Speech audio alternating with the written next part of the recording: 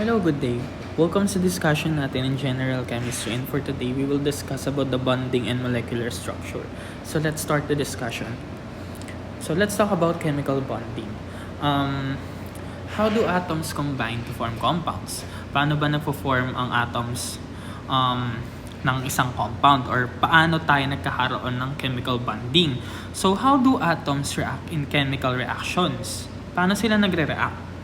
And these questions are fundamental to chemistry since chemical changes are essential alterations of chemical bonds.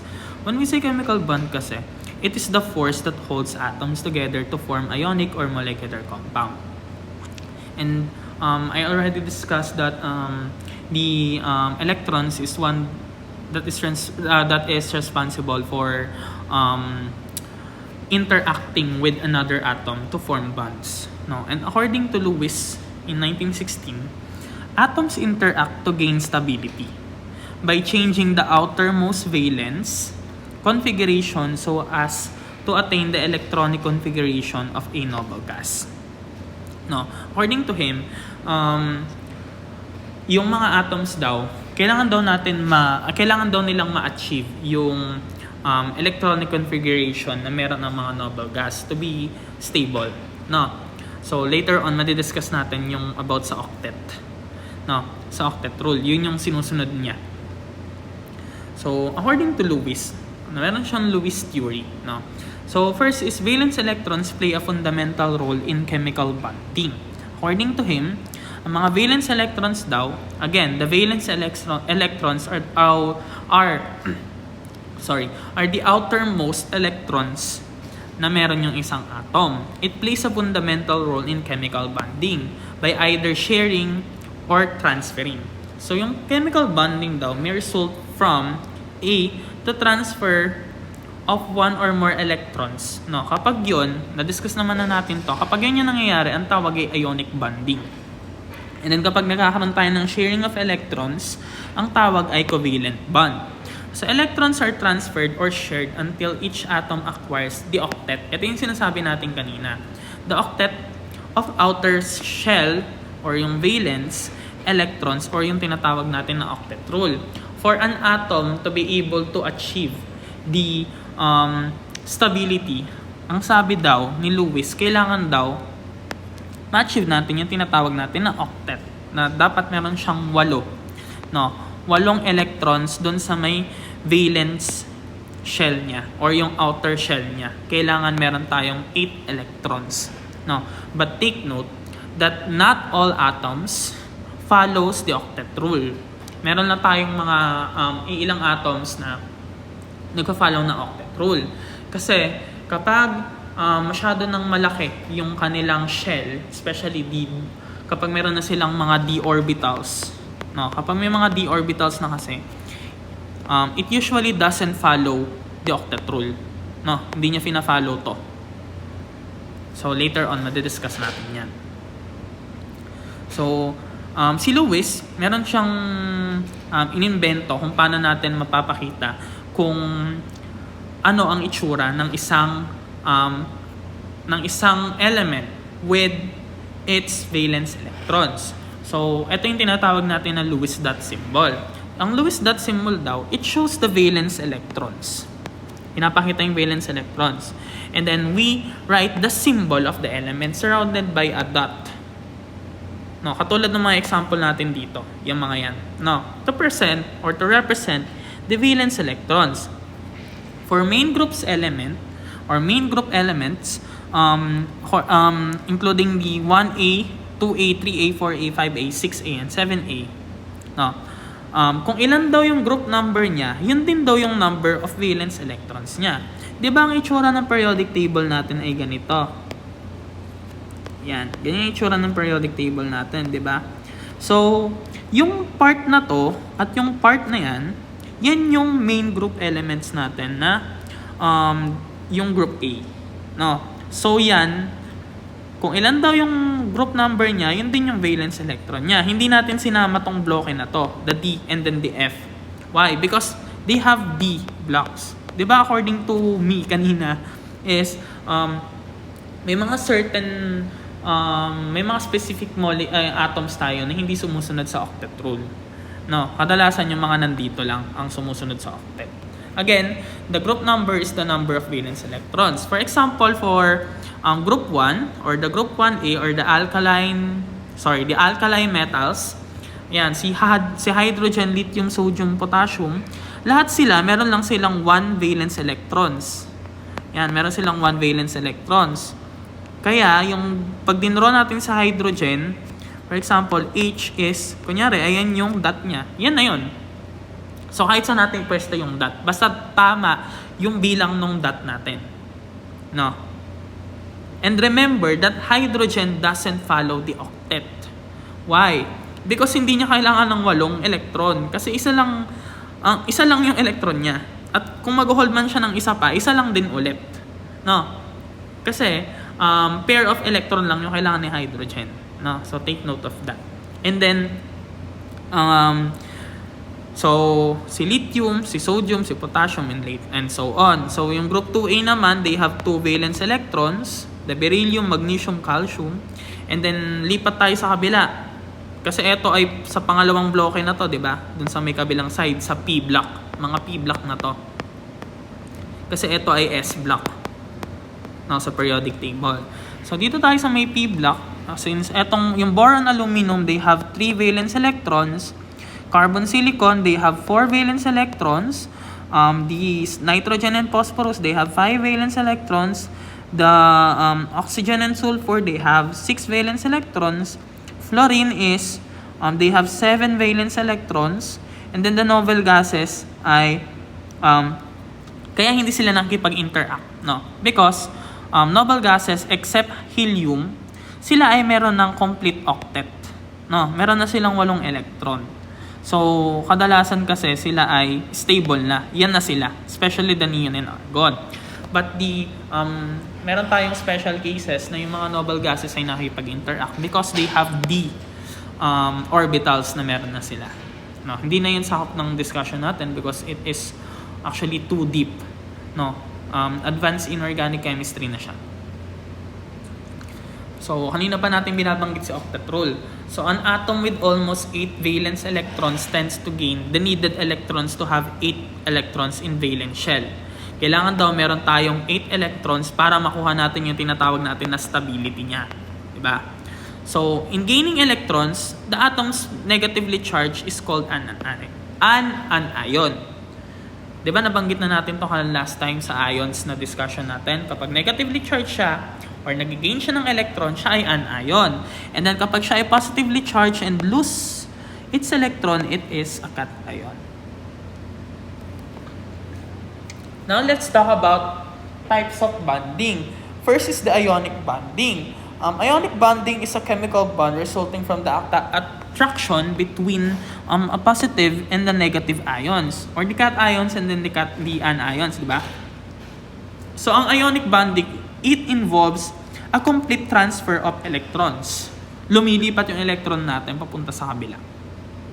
And ionic bonds usually form between a metal or the cation and then a non-metal which is an anion. So this is an example of an ionic bonding. So we can observe that here the sodium, ito yung kanyang valence electron. 'Di ba si sodium, ang valence electron niya ay 1 valence electron at si chlorine ay meron siyang 7 valence electron. Kung according to sa periodic table natin, di ba? So, ilan yung kailangan ng isa para ma-complete yung octet? So, anong nangyayari? Ang electron nito ay nalilipat dun sa kabila. Kaya ngayon, nag-gain siya ng electron. Kaya siya nagne-negatively charged. At dito, kung mapapansin nyo, meron na siyang complete octet. Diba? And then kung mapapansin nyo, si sodium, nabawasan siya ng isang electron, kaya siya naging positive. No? Pero meron pa rin naman siyang complete octet doon sa may mas mababa niyang orbital. No? Sa may mas mababa niyang orbital na yan. So, yon. So, other examples of ionic bonds. So, ito yung kanina, sodium chlorine. Ayan, kaya siya naging sodium chloride kapag yan. And then, for example, for magnesium oxide or magnesium and oxygen, Yung kay magnesium, since meron tayong dalawa dyan, malilipat doon kay oxygen. Kasi ito ay 2 valence electron at ito ay meron tayong 6 valence electron dito, di ba? So it needed 2 more to complete the octet. And then for lithium fluoride, yung kay lithium, mapumunta lang doon kay fluorine. Kasi ito ay may 7 valence electron. Di ba? Si fluorine. And then, paano naman sir kay lithium sulfide? No. Si lithium ay, ang kakayahan niya kasi, di ba, ang valence electron niya lang ay isa lang. So, ibig sabihin, meron lang siyang 1 valence electron na pwedeng i-share. I-transfer.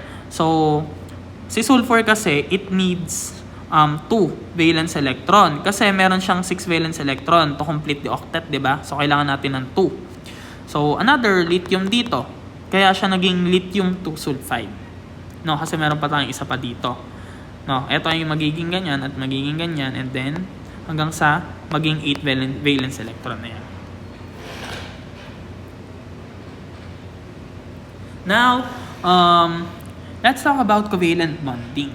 So, a chemical bond resulting from the sharing of electrons. Kapag sharing, it is a covalent. So, when two nonmetals or metalloid and nonmetal combine, the bond between them is usually covalent. For example, for fluorine. No, so, each fluorine has 7 valence electrons. Diba? Meron tayong dalawa. So, ang mangyari sa kanila, mag-sharing na lang sila. Ito ay mapupunta dyan at ito ay mapupunta dyan. No, kaya ito yung magiging resulta. Nag-share sila.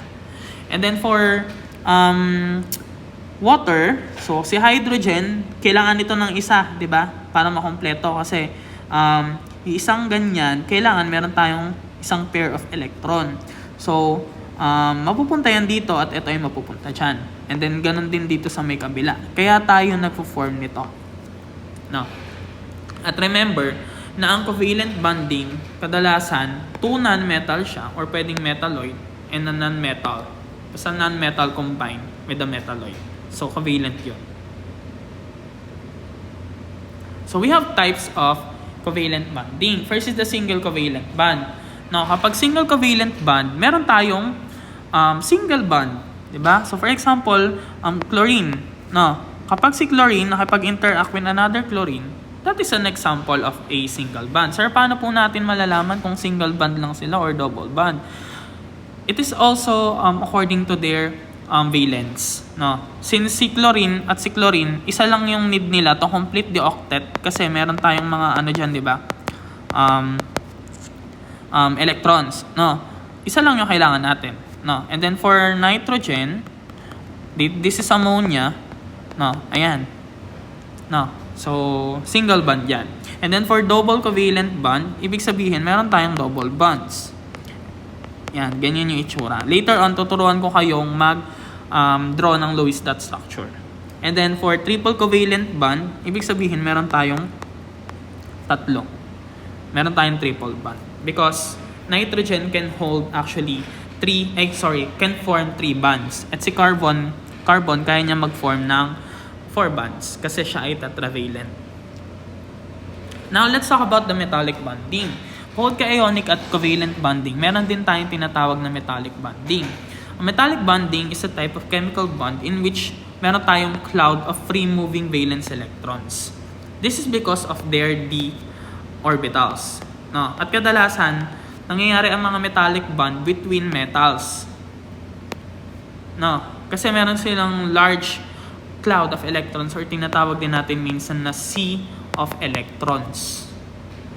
Yan. Nagkakaroon na lang dito ng electrostatic attraction between the electrons and then yung mga metal ions kasi kalat-kalat na yung electron dyan. Katulad niyan. For example, here, meron tayong mga sea of electrons dito. Yan. Lalo na kapag puro sodium na tabi-tabi yan sa mga bonds ng mga metals. Lalo na kapag mga nasa D-block na yan, mas large na yung electrons niyan, mas madami na. Now, let's talk about the electronegativity. Check lang.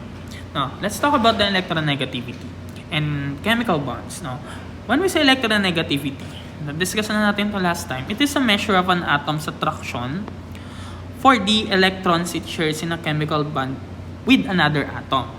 No, sa electronegativity kasi, later on, madidiscuss naman natin to ulit kapag nasa periodic trends na tayo kasi in periodic trends, meron tayong trending ng electronegativity. At ang trend niya, since si fluorine ang may pinakamataas na electronegativity sa lahat, ang trend ay papunta kay fluorine. No? So, from left to right and bottom to top. And then across the periodic table. And then kung mapapansin nyo, yung mga D-block natin na elements, no, kung mapapansin nyo dito, baka kasi may magtanong, no, pero hindi naman na to sakop ng study natin. Kung mapapansin nyo, meron tayong iba-ibang, for example, mas mataas si copper kay zinc. No, yung mga electronegativity. No. So, may kinalaman na yan sa D-blocks nila. No. Medyo malalim na discussion yun. So, hindi na natin siya itatakil. But remember, the trend. No, basta ang trend natin, kung ang trend natin ng increasing of electronegativity, the increasing of electronegativity is from left to right and then bottom to top. No, ganon yung ating trend. Remember that. No. So, meron din tayong tinatawag na difference in electronegativity. Sir, paano po natin malalaman kung ionic or covalent siya? No. So, by computing or using their electronegativity. No. So, bukod naman sa sa ionic or covalent, 'di ba? Madali lang naman natin ma-determine kung ionic siya or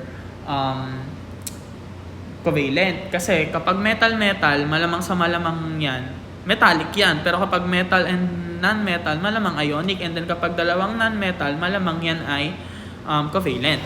But how do we determine if it's a non-polar covalent or polar covalent? No, by using the difference in electronegativity. For example,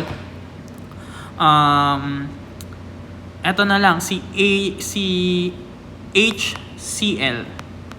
Yan. For example, si HCl. No. Paano natin malalaman kung siya ay kung siya ay covalent or ionic? Of course, by looking. Kasi hydrogen ay non-metal at si chlorine ay non-metal. So, malamang covalent yan. Diba? So, how do we determine if it's a polar covalent or non-polar covalent? By getting the difference in electronegativity. The electronegativity of chlorine is 3.0. Diba? And then for hydrogen is 2.1. No, kunin lang natin yung difference. So, electronegativity is equals to 3.0 minus 2.1. So, the answer is di pala yung 0.9. So, 3.0 minus 2.1 is 0.9 nga. No, nag-doubt pa ako. So, 0.9. Ibig sabihin, si 0.9 na value ay pasok from 0.5 to 1.9. No, ibig sabihin, it is a polar covalent. Si HCl ay polar covalent. And then, kapag naman siya ay 0 to 0.5, siya ay non-polar covalent. So, ano yung mga example natin ng mga non-polar covalent? For example, si methane. No, sa CH4. Si CH4 is, this is an organic molecule. Organic molecule yan. Diba? So, paano natin ngayon i-compute yung kanyang electronegativity? Meron tayong 4 na hydrogen. No? So, hindi na natin yung binibilang. Basta ang mahalaga, meron lang tayong isang hydrogen. And then si carbon, ayan. Si carbon, ano ba yung carbon? So, ang carbon ay 2.5 at si hydrogen ay 2.1. So, to get the electronegativity, 2.5 minus 2.1 is 0.4. Diba? So, 0 to 0.5 is a non-polar covalent. So, that's why methane or CH4 is a non-polar covalent compound. Yan. So, again, eto, kapag 1.9 above to greater than 1.9, ionic yan. Remember that, yung mga values na yan. So, ito, nabanggit ko naman na to. Skip ko na lang to. Yan. So, consider the following molecules daw, the F2 and HF. Kapag H and F, the electronegativity of H is 2.1 and then F is 4.0. So, by getting the difference of its electronegativity, so 4.0 minus 2.1 is 1.9. So, pasok pa rin naman to. No? Pasok pa rin to as polar covalent na compound. And then in F2, atoms pull for equal strength and non-bonding electron. So, for F2, we have 4.0 minus 4.0 is equals to 0. So, ibig sabihin, ito ay non-polar covalent. No? Pero meron pa tayong isang paraan to determine its polarity by looking at their direction or yung pull ng electron. So, for example, for F2, ayan, yung F2 natin, we have fluorine 1 and fluorine 2. Meron tayong dalawang fluorine. Kung mapapansin nyo, parehas lang naman sila, di ba? And then, meron tayong, syempre, kailangan natin ng octet. Meron tayong 8 electron dito sa kabila. So, 6 yan. Ito yung dalawa. And then, ganun din sa may kabila. Ito rin yung dalawa niya, di ba? So, kanino ngayon papunta yung electron pool? Papunta doon kay fluorine 1 at papunta doon kay fluorine 2. So, ibig sabihin, nagkakaroon tayo ng cancellation of direction. Kapag nagkakaroon tayo ng cancellation of direction na yan, nagka-cancel out yan, ang nangyayari, wala tayong partial positive at wala tayong partial negative. Why? Because this one can be a partial positive and this one can also be partial positive and this one can be partial negative and this is also can be partial negative. Ibig sabihin, we don't have a net charge. So that's why this is a non-polar covalent compound. And then for F and H, so malamang sa malamang, polar covalent na to. Kasi nasagot na natin, diba, by computing. Paano kapag hindi natin kino-compute? Paano kapag wala tayong given? Paano kapag titingnan lang natin? Let's see its direction. So, ang direction kasi dito kay HF, papunta lahat kay fluorine. Why? Because the electron density, papunta lahat kay fluorine yan. No? Kasi, di ba, ang electronegativity value is its ability to pull the electrons papunta dun sa side nila. Kaya si fluorine, sa kanya yung electron density. Kaya nga yung arrow ni hydrogen dito, kung mapapansin nyo, maliit lang siya. Kasi mahina lang yung hila niya compared dito sa isa na malaki yung arrow. No, ibig sabihin, wala tayong cancellation of direction at kapag wala tayong cancellation of direction, nagkakaroon tayo ng dipole moment o meron tayong dipole. Ibig sabihin, kapag yung arrow natin ay papunta doon, ang tawag na dyan ay partial negative at eto na yung partial positive natin. Fix na yan. Hindi pwedeng maging partial negative si hydrogen because the direction ay papunta lang kay fluorine. That's why it is a polar covalent compound. So, this is your assignment na lang. No? Try to answer this one and practice. No? Classify each bond as a non-polar covalent, polar covalent, or ionic. No? By computing. Try to compute. No? And determine if it's a non-polar, polar, or ionic. Yung 5 na yan. Yan. Speaking of dipole, dipole is a chemical species in which there is a separation of charge. Nabanggit ko na to kanina, yung separation of charge. Kapag meron tayong partial positive and partial negative. There is a positive pole and then there is a negative pole. No? So, the more electronegative the atom gains a greater fraction. Katulad sa HF natin kanina na example. No? Mas sa kanya napupunta yung electrons. And then the less electronegative atom, katulad ng hydrogen kanina, the lesser the fraction of the shared electrons and acquires in partial positive charge. Kaya nga sa example natin dito for HCl, kung mapapansin nyo, ito yung Cl natin at ito yung H natin. Diba? So ito ay partial positive at ito ay partial negative. Kasi yung electron density napupunta halos lahat doon kay chlorine. No, kasi mas malakas yung hatak niya compared kay hydrogen.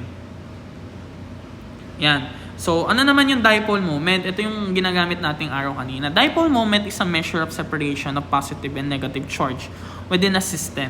That is a measure of a system's polarity. It is often represented by a special arrow. No, ito yung arrow natin. No, ibig sabihin, kung saan nakapunta yung arrow, it indicates the more electronegative atom. Ay, wala pala. No.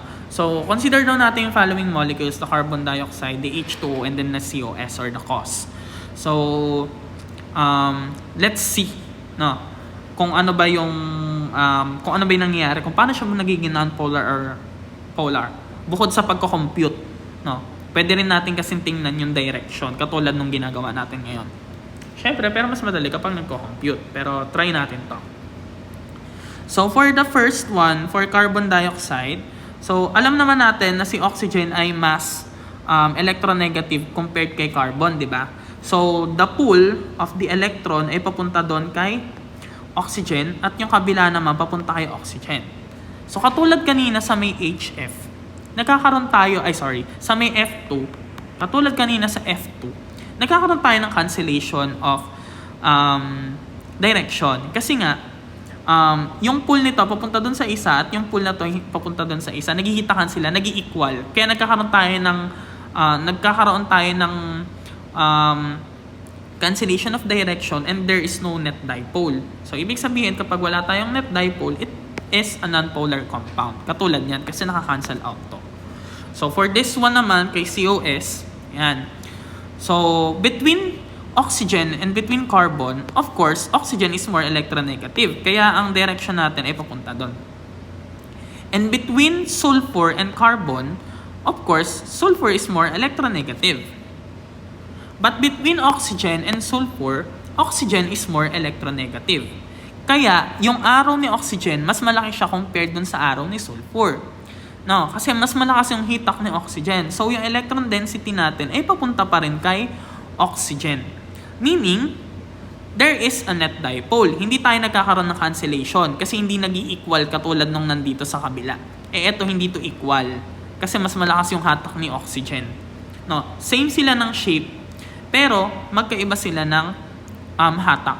No, ibig sabihin there is a net dipole. Meaning, this is a polar molecule.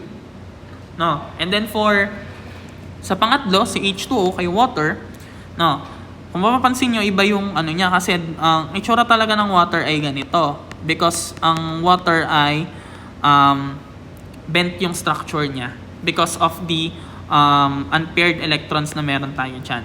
No? Kasi actually ganyan yung itsura niya. Yan. No? At kung may unpaired electrons tayo, yung direction natin mas pupunta doon sa may unpaired na electrons. Kaya, kung mapapansin nyo, ito yung susundin nating structure. No, hindi ito. Kasi mali yan. Kung isusulat natin siya, dapat ito siya. No, kaya naging polar ngayon si water because, of course, the hydrogen, papunta lahat doon kay oxygen. Sir, bakit hindi tayo nagkakaroon ng cancellation? Kasi upward yung moment natin. No, upward yung direction natin. At pag pinagsama sila, isang malaking upward lang yan. Hindi naman sila salubong na ganun. Kasi ito talaga yung totoong structure ng water. Kaya ang water ay polar. No, and then consider daw natin yung following molecules na to. No, so how do we determine? So again, determine lang natin kung sino yung mas electronegative. So, dito sa first compound natin, between carbon and hydrogen, mga hydrogen tong mga to. Sino yung mas electronegative? Of course, si carbon. So, ibig sabihin, papunta lahat yan kay carbon. The direction ay papunta kay carbon. Tapos kapag ang direction ay papunta kay carbon at lahat ay equal, meaning nagkakaroon tayo ng cancellation. So, more likely, this is a non-polar molecule. No, cancellation. And then, how about this second example naman? May value na tayo. No. So, kapag ganyan na may value na tayo, kasi hydrogen to, at hydrogen to. Ibig sabihin, between carbon and hydrogen, mas electronegative si carbon. Di ba? Kaya ang pull, papunta kay carbon. And then, between carbon and chlorine, mas electronegative si chlorine. Kaya, ang direction ay papunta kay chlorine. Lahat sila ay upward. Kaya yan ay may value na. And then so kayo na lang mag-determine kung yan ay polar or non-polar, pero we have a clue. No, lahat sila ay upward. And then this one naman, so ito, medyo may trill, chlorine and chlorine. So, between hydrogen and carbon, of course, papunta lahat yan kay carbon. But, this one ay papunta dito at this one ay papunta dyan. So, determine nyo na lang din. And then, pero, clue, meron siyang value. No? And then, for this one naman, so, ayan, yung direction. And then, lahat niyan papunta na kay chlorine. And then, the last one is, kung mapapansin nyo, lahat ay papunta na kay chlorine. No? So, nagkakaroon na tayo ng cancellation dyan. Cancel, cancel, cancel na yan. No? Yung structure niya. So, more likely, this is a nonpolar. Now, let's talk about drawing the Lewis structure.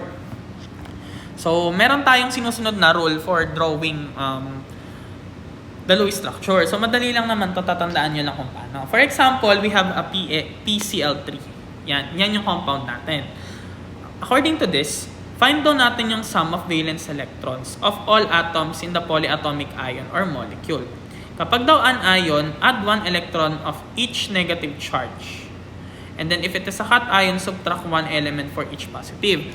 Sa example natin, PCl3, this is a neutral molecule. Ibig sabihin, wala tayong dadagdag at wala tayong ibabawas. Kasi wala tayong charge. Wala tayong nakikitang charge. Pero for example, kung example natin SO4, 2 negative, madadagdagan tayo ng plus 2 agad yan.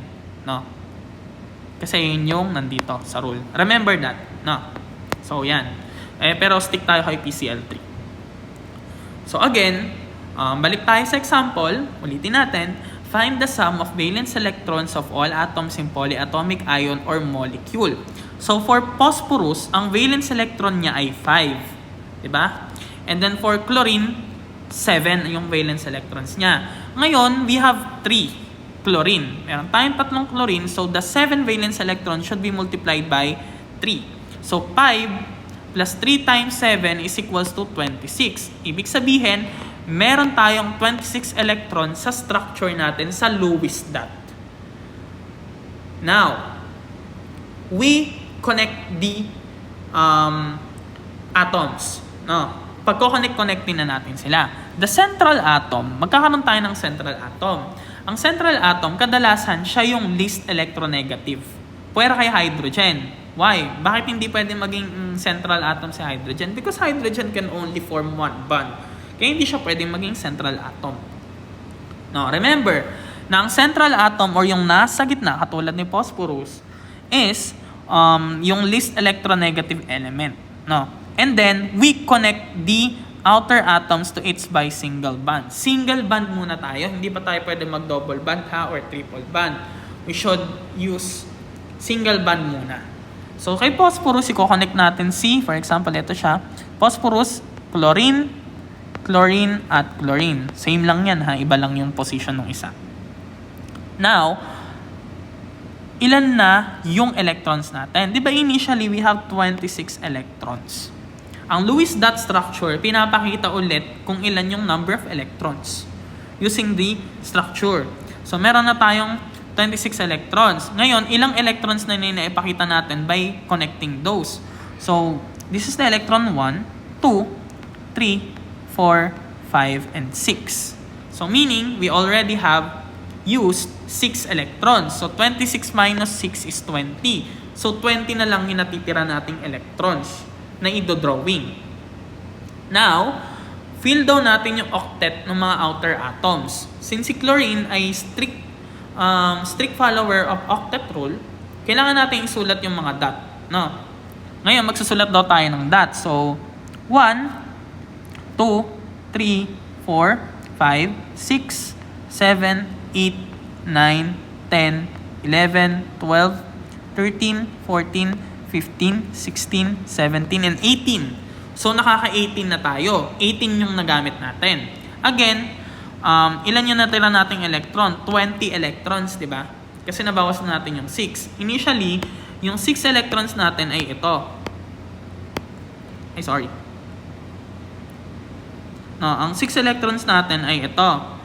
So, 1, 2, 3, 4, 5, and 6. Yan yung initial electrons natin na may 6 electrons, di ba?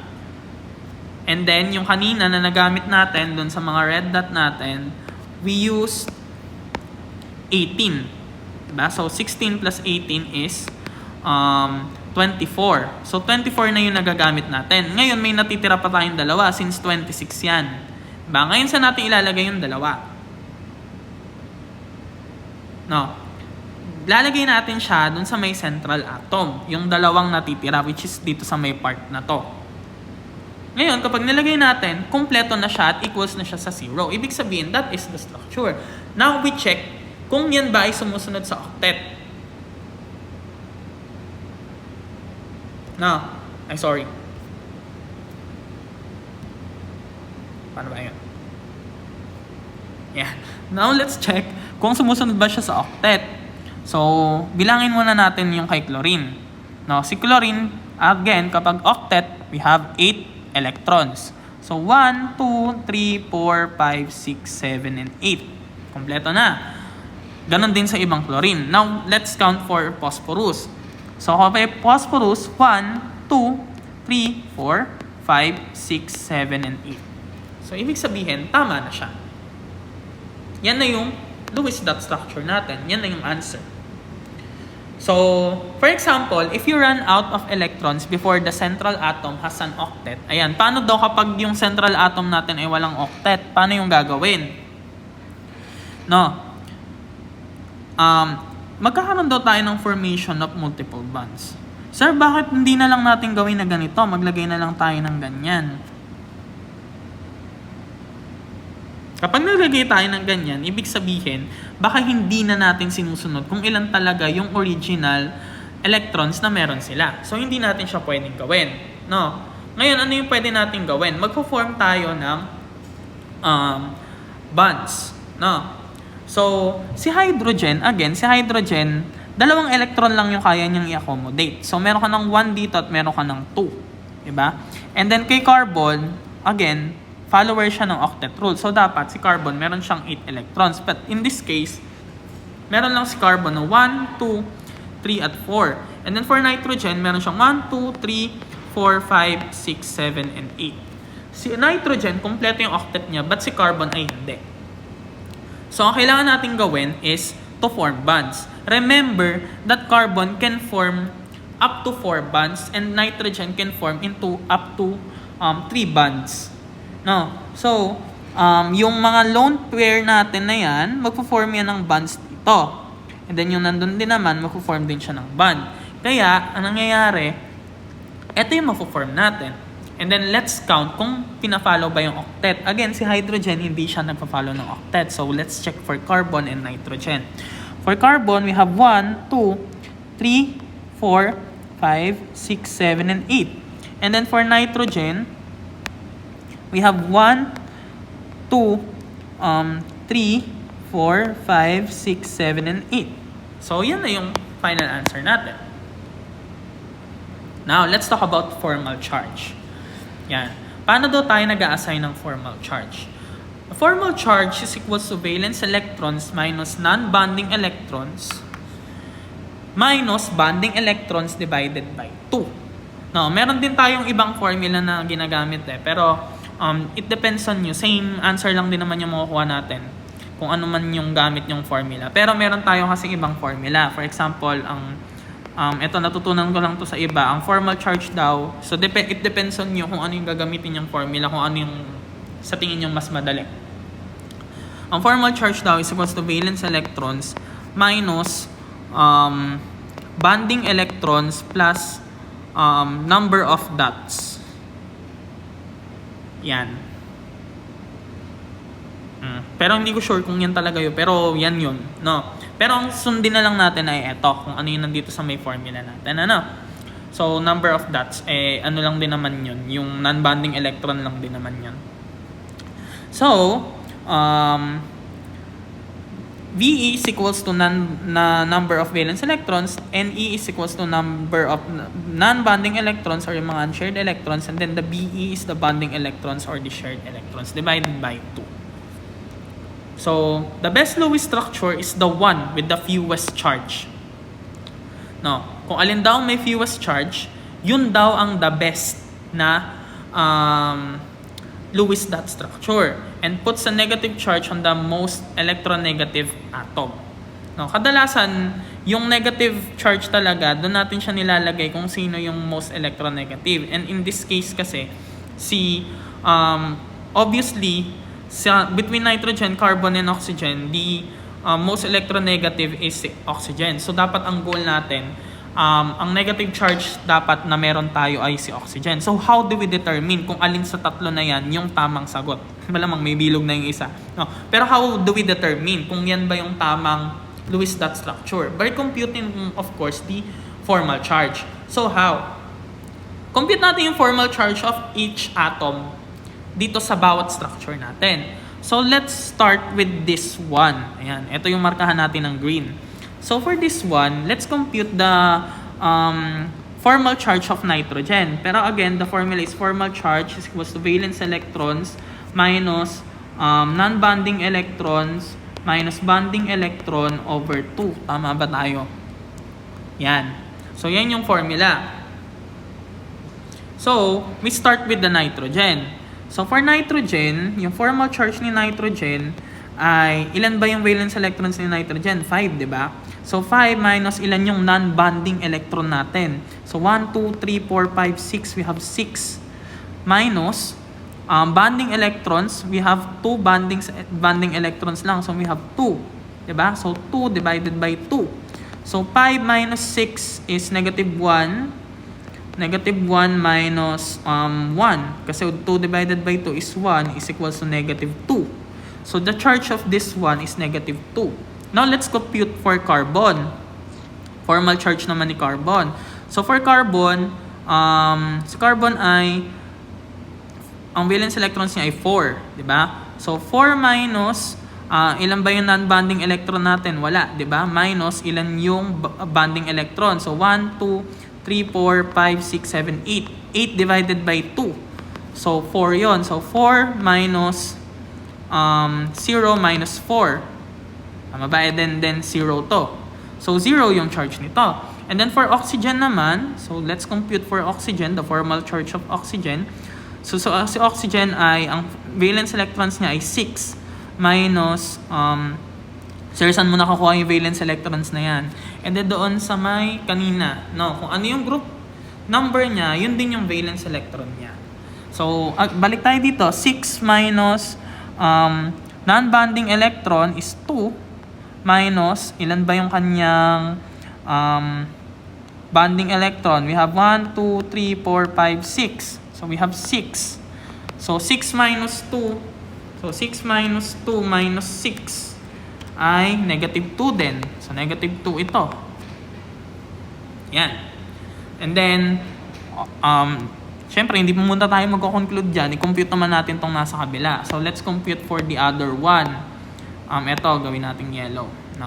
So, dito naman, yung nitrogen dyan, again, 5 minus non-bonding electron is 1, 2, 3, at 4. Minus 4 minus 1, 2, 3, 4. Minus 4 divided by 2. Ay, sorry.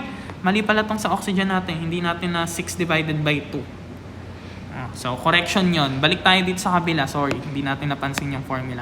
Balikan natin tong oxygen dito sa kabila. Hindi siya negative 2 doon. So, 6 divided by 2 is 3, di ba? So, 6 minus 2 minus 3 is 1. So, ito pala ay positive 1. So, sorry, mali yan. Ito ay positive. Burahin natin.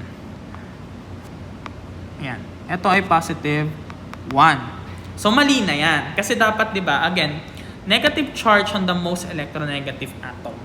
No, balik tayo dito kay nitrogen. Ayan. Balik tayo kay nitrogen. So, 5 minus 4 minus 4 divided by 2. 4 divided by... sige, isa-isayin natin para hindi tayo malito.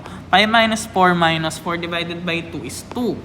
So, 5 minus 4 is 1 minus 2 is negative 1. So, negative 1 to. So, negative 1 yung charge ni nitrogen dyan. Now, let's compute for carbon. Itong carbon na nasa gitna.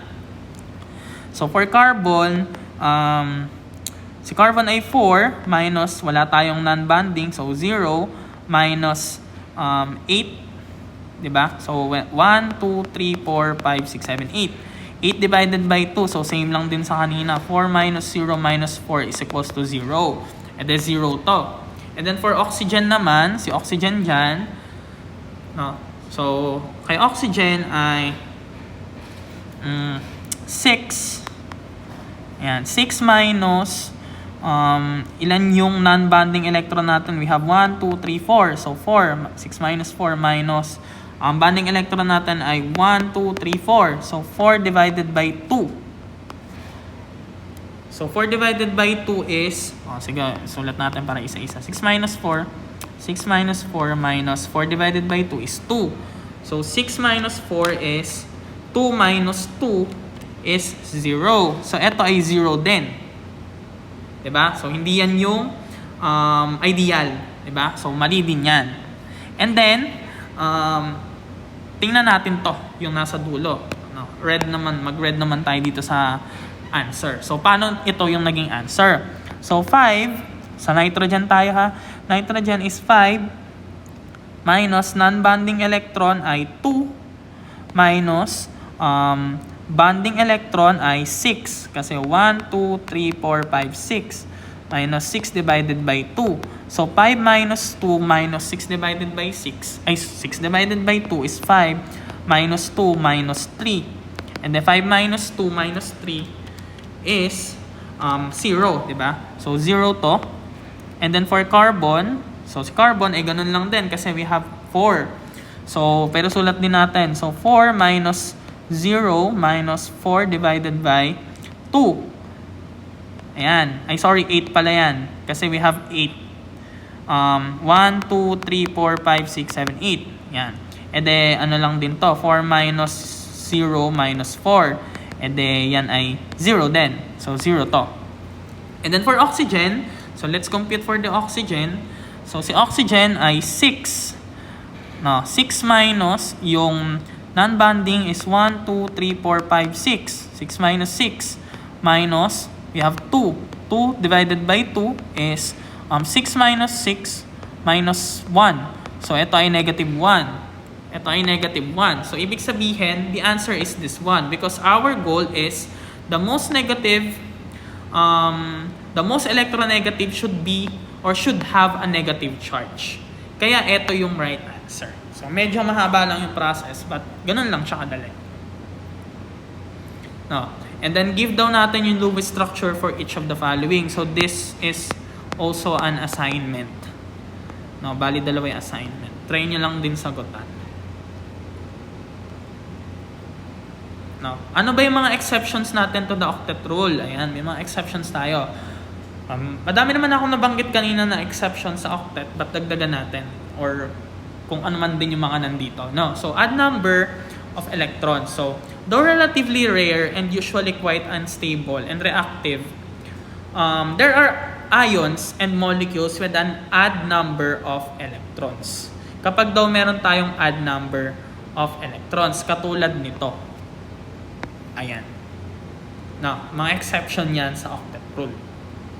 And then, kapag meron silang more than 8 electrons, yan. Ito yung binabanggit ko kanina. Kapag meron silang tinatawag natin ng mga d orbital or meron silang d characteristics, no? Kasi ang d ay meron niyang 5 ganyan. Ibig sabihin, it can hold up to 10 electrons, which is hindi nasusunod yung octet rule. Yun yung pinaka-explanation dyan. Pero hindi na natin lalaliman. No? Katulad nito ni phosphorus, no? So, si phosphorus dito kay phosphine, yung pH 3. Katulad sa PCl3 kanina, we follow the octet rule. But there are times na hindi natin sinusunod yung octet rule, such as in this case, we have 10 electrons for phosphorus. No, and katulad dito, we have 10 electrons for phosphorus. It is because of their D characteristic na meron sila. Kasi dumadaan sa D block element si phosphorus, kaya ganun. And then let's talk about resonance. No? Ang resonance, it is a way of describing delocalized electrons. No? Ibig sabihin ng delocalized na electrons, gumagalaw si electrons. Hindi siya nagstay sa isang position. No? Nagmo-move siya. No? From one atom into another atom. Yan.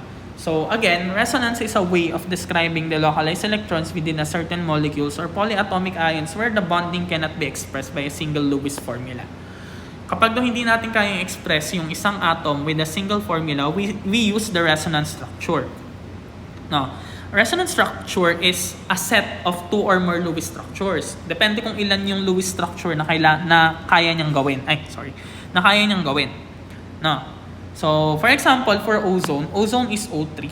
So, this is the structure of a ozone. Of an ozone. Yan yung structure niya. But, this is at odds with the true observed structure of ozone. This is the true observed structure of ozone. Kung mapapansin nyo, no, the electron density ay same lang, no? Kasi tingnan nyo yung distribution ng color niya. Same lang, di ba? Same lang yung distribution ng color. Ibig sabihin, the electrons is delocalizing. Meaning, kung mapapansin nyo tong band na to, yan. Yung mga electrons na yan, hindi lang naman yung mga band na yun actually. Yung mga electrons na yan, nagdi-delocalize yan. Ibig sabihin, lumilipat sila. No, pwedeng lumipat yan dito at pwedeng lumipat yan dyan. Yan yung tinatawag natin na resonance structure. Yan. So, one Lewis structure cannot accurately depict a molecule like ozone. So, we use multiple structures, resonance structures to describe the molecule. This is the example of the resonance structure of an ozone. Kung mapapansin nyo, para lang siyang mirror image, di ba? Parang lumipat lang to doon, tapos ito lumipat dyan. Parang ganun siya. Kaya siya nag-form nito. Yan. So, ganun siya. So, in truth, the electrons that form the second, for example, dito kay CO, in the double bonds below do not always sit between carbon and that oxygen, but rather can move among the two oxygens of the carbon. So, in this case naman, hindi sila localized. They are delocalized. Ibig sabihin, hindi sila local doon. Diba? Kumbaga sa tao, hindi ka talaga doon. Palipat-lipat ka. And then in this case, nagre-resonate lang or nagdi-delocalize. Sorry, the correct term is delocalize. Nagdi-delocalize lang yung mga electrons between these. Of course, hindi yan pwedeng mapunta kay hydrogen. Kasi hydrogen can hold only 2 electrons, diba? So, hindi naman talaga siya dapat. Ngayon, umiikot lang dyan yung electrons sa mga yan. So, another example of a resonance structure is the most common organic compound, which is the benzene. No? Which has 2 resonance structure. Dalawang yung resonance structure niya. So, yung double bond, ayan, kung mapapansin yung double bond, pwedeng malipat dun sa may kabila. So, ganun lang. Or, na-express natin siya as ganyan. Kasi nagdi-delocalize yung electron. Lumilipat siya. So, paano nagmo-move yung mga electron? So, eto daw yun. Dinodraw daw natin by contributing the structure indicated by the curved arrows. Ibig sabihin, eto ay lumilipat doon. No? So, ano yung product niyan? Kapag kunyari yan lumipat doon, ang magiging itsura na niyan ay ganito. So, H. Tapos yan, may O ka dyan, ganyan, ganyan, ganyan, ganyan, at ganyan, ganyan. Nawala yung double bond kasi lumipat doon. Lumipat yung dalawang electron doon sa taas. And then yan, magiging negatively charged na yan. So, ganun lang din dito sa iba. Yan. Now, let's talk about types of formulas. So, first is the structural formula. Structural formula shows the order in which atoms are bonded. Napakita natin kung paano nagbabond yung mga atoms. And then, perspective drawing also show the 3-dimensional array of atoms. Ito yung structural formula. No, yung, for example, for methane, lahat yan ay methane. Actually, lahat yan ay methane. So, ang methane daw, structural formula ay carbon, hydrogen, hydrogen, at hydrogen. And then, paano naman yung kanyang 3D? Etong mga to ay mga 3D. Ito ay perspective drawing. No, ang perspective drawing niya, ang shape niya kasi ay tetrahedral. No. So, ang ibig sabihin nito, yan, nung solid na yan na line, ibig sabihin yan, nakaharap sa atin yung hydrogen na yan. Yun yung perspective niya. At yung broken line naman na yan, yung parang broken line na yun, na tuldok-tuldok, hindi na nakita. Tinakpan ko na. Basta yung tuldok-tuldok na yan, ibig sabihin yan ay nasa likod. No? Yan. So, ito yung ball and stick model. Ito yung naka-wedge na ganyan. Tapos ito yung may broken line kasi nasa likod. Katulad nito, ito lang din. Tapos ito yung space filling model niya. Now, let's talk about the VSEPR model or the valence shell electron pair repulsion or BSEPR model. It is useful in predicting the geometries. Ayan, may hahalo na si geometries. The geometries of molecules formed from nonmetals. So, the main postulate of this model is that the structure around a given atom is determined by the minimizing the electron pair repulsion. Nagkakaroon kasi tayo ng electron pair repulsion, especially kapag meron tayong lone pairs. No? For example, for water. Diba kanina din drawing ko si water as ganito at ganyan. At meron tayong mga lone pairs dyan ng electrons. Mga pair ng electrons yan na walang kaband. At mapapansin nyo, naglagay ako ng ganyan kanina. No? Ibig sabihin yan, kaya naging bend yung structure ni water, it is because of the repulsion na meron tayo dito sa mga electrons na to. Nire-repel niya away etong mga hydrogen. Kaya ang nangyayari, nagbe-bend yung structure instead of linear yung itsura ng water. Nagkakaroon kasi tayo ng repulsion. So, yun yung inaano ni VSEPR.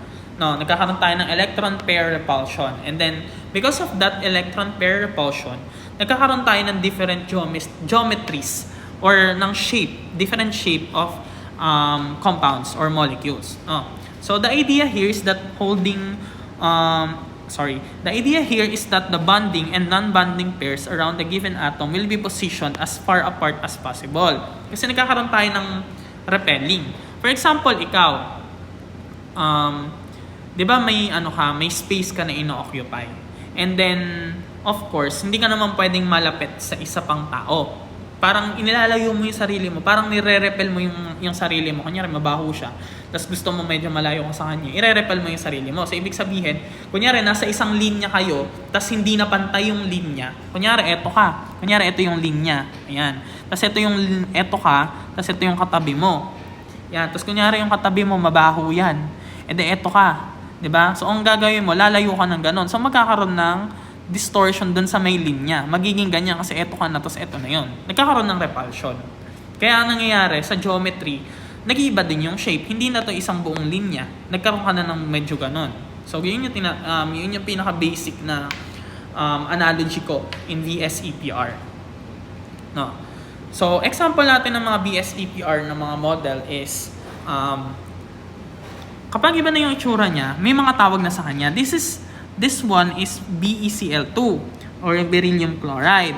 So, si beryllium chloride, ito yung kanyang structure. Ito yung Lewis dot structure niya.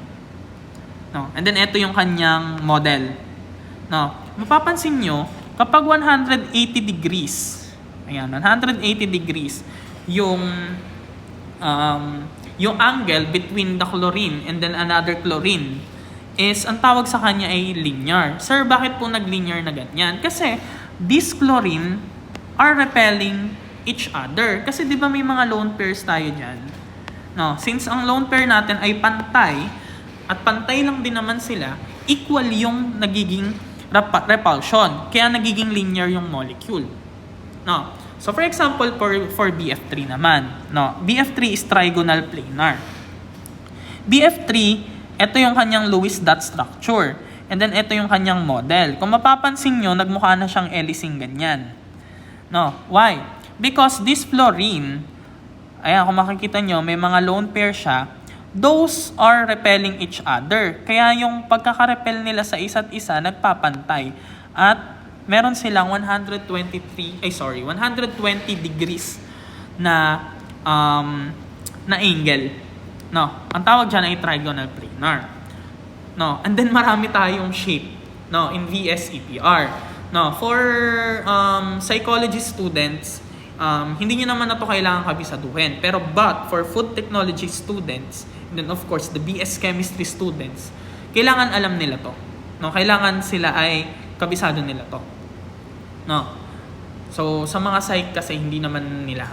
And then kailangan, for example, for a quiz, for psychology, open naman yung table natin for that. No? And then for food techs and chem, hindi. Kasi kinakabisado to. No? So, balik tayo dito. So, ito yung iba. So, another linear. And then, ito yung sinasabi natin kanina sa water. Kaya siya bent because meron tayong mga electron dyan. No? Kaya siya nagbe-bend. Nagre-repel. No? And then, for trigonal pyramid, kaya trigonal pyramid yan kasi meron tayong lone pair, for example, dyan. Nire-repel niya yung tatlo na yan. No? Kaya hindi siya trigonal planar kanina. Hindi siya katulad nito. Iba ang trigonal planar with trigonal pyramid. Kasi ito ay may lone pair. Si trigonal planar ay wala. No, kaya remember, malaki ang epekto ng mga lone pairs sa structure ng isang atom. No, and then ito yung tetrahedral. Ito yung kaninang CH3 natin. CH4. No, yan yung methane natin kanina. And then the T-shape, etong T-shape kaya naging ganyan itsura niya kasi meron ding mga lone pairs yan dyan. No, may mga lone pairs yan. Kadalasan yan. May mga lone pair na ganyan. And then the trigonal pyramidal also. And then the seesaw, ito rin ay may mga ano din yan. May mga lone pairs din yan. Then speaking of, ito yung buong VSEPR theory with molecular shape. No, kapag ang generic formula niya ay AX, no, X is the note, there are lone pairs on X, no, or other atoms, but we don't care. And then we are interested only in electron density or domains around atom. And then A is the central atom and then X is the atom bonded. No, and then kapag E, ibig sabihin may lone pair. Kapag AX, ibig sabihin wala tayong lone pair. And then katulad niyan, ayan, linear lang yung molecule natin. For example, H2. And then ano ba hybridization niya? So later on, sa mas malalim na chemistry, ma-discuss natin yung hybridization kung sp, sp2, sp3, sp4, and so on. And then AX2, ayan, ibig sabihin meron tayong dalawang X and then another linear, and then AXE, ibig sabihin kapag meron tayong E again, we have a lone pair. No? And then katulad yan, linear. And then so on and so forth. So, pakikabisado na lang din tong mga to for food text, and then for sa mga psych is pakiprint na lang to. No. And then for your assignment, use the VSEPR model to predict the geometry of the following molecules and ions. Another assignment. So bali, tatlo yung assignment. Yung kanina, yung pangalawa at yung pangatlo. Ito yung pangatlo. And then let's talk about the intermolecular forces. No. So, ano ba ang kinaibahan ng intermolecular force and kay intramolecular force? When we say intermolecular forces are forces between molecules. Ibig sabihin between. No, kaya siya in between. And hold molecules in a substance. And then when we say intramolecular forces, it is within molecules. Kaya siya intra. No, and hold atoms in a molecule. So for example, this is the intramolecular attraction or the intramolecular force. No, ayan.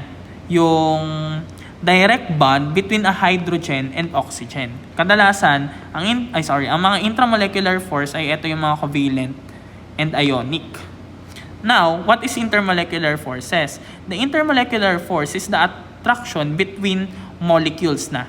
For example, we have a molecule na water at another molecule na water. Di ba meron tayong partial negative at partial positive na ano?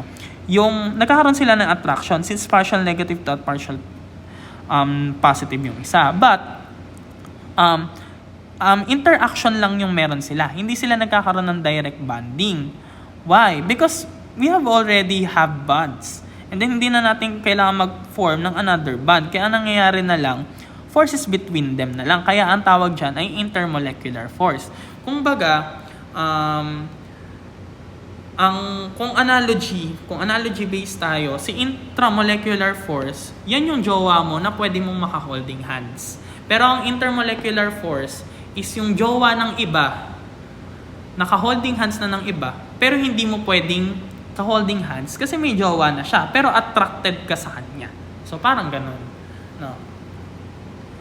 And then remember that intramolecular forces, of course, is stronger than intermolecular force because in intramolecular force, we have direct bonding. And then when there's a phase change, intermolecular force break. Madali kasing ma-break ang intermolecular force. And then intermolecular forces control the physical properties of a substance. So what are the types of intermolecular forces? So first is the London dispersion force, or yung tinatawag natin na van der Waals interaction or van der Waals forces. It is a weak interaction. This is the weakest of all because it is only a temporary dipole, no, between molecules. So all molecules, lahat doon ng molecules ay merong London dispersion, no, pero pinaka-present siya sa mga non-polar molecules, no. So kapag nagkakaroon tayo na increase in size or molecular weight, the surface area also increase, and then the London dispersion also increases. So the relationship between these three are proportional to each other. And then kapag sinabi naman nating dipole-dipole force, interaction between molecules having permanent dipoles. Permanent dipole, katulad nung pinag-uusapan natin kanina sa polarity. Kadalasan yung may mga dipole-dipole force ay yung may mga polar, 'di ba? Kasi merong permanent dipole, and polar molecules have permanent dipoles.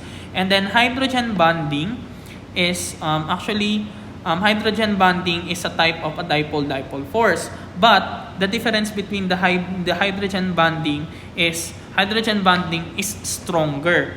And then dapat may requirement. Ang hydrogen bonding ay applicable lang for fluorine hydrogen, oxygen hydrogen, at nitrogen hydrogen or yung FON. Tandaan niyo na yung tatlo na yan, dapat may interaction siya with hydrogen. Yan yung hydrogen bonding. No, katulad nito, may hydrogen bonding yan. Kasi water yan, no? And then may oxygen tayo at hydrogen. No? And then the ion dipole force is the interaction between ions and the polar molecule. For example, meron tayong asin or NaCl, and then Cl negative dyan. Tapos di ba meron tayong water? Di ba si water ay may positive charge at meron tayong negative charge? Wait lang, i-drawing natin na mas maganda. Dito tayo sa taas, no? Para hindi For example, meron tayong water. Ito yung ion dipole force, ha. 'Di ba ito ay partial positive at ito ay partial negative.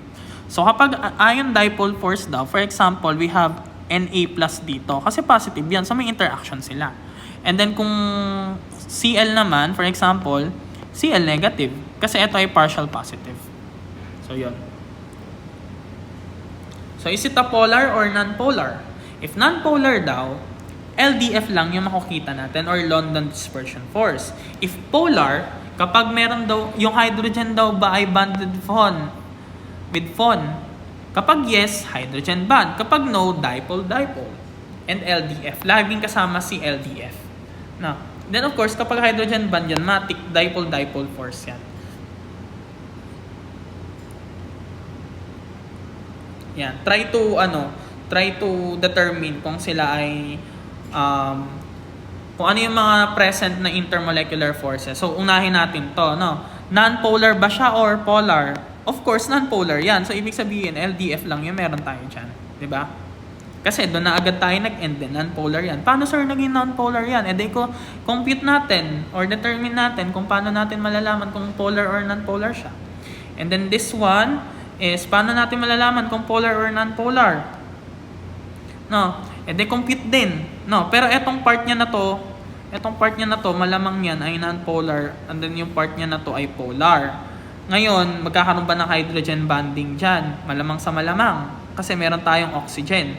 At kung makipag-interact tayo with another this one, meron tayong hydrogen of course, 'di ba? Then yan din, try din natin. So etong part na to ay non-polar din, and then itong part na to ay polar. Ayan, kasama yan sa non-polar part.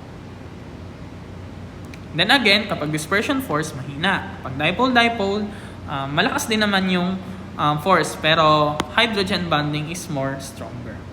Yan. So, ito na yung paano natin malalaman kung sino yung mas malakas. So, ito yung trend natin. Weaker van der Waals, dipole-dipole, hydrogen bond, and of course, ion dipole interactions. So, higher intermolecular forces results in, pag mas mataas daw yung intermolecular force natin, mas mataas yung boiling point. For example, di ba yung brine solution natin, di ba H2O yan, tas meron tayong asin na NaCl. So, ibig sabihin, meron tayong ion dipole interaction. Kapag may ion dipole interaction tayo, di ba mas tumataas yung boiling point kapag meron tayong asin. mas matagal kumulo yung tubig compared kapag pure H2O lang. 'Di ba? And then higher melting points. And then greater yung viscosity, and then greater yung surface tension, and then low yung vapor pressure. So that's the end of the discussion. If ever you have questions, feel free to comment and message me na lang. So that's all.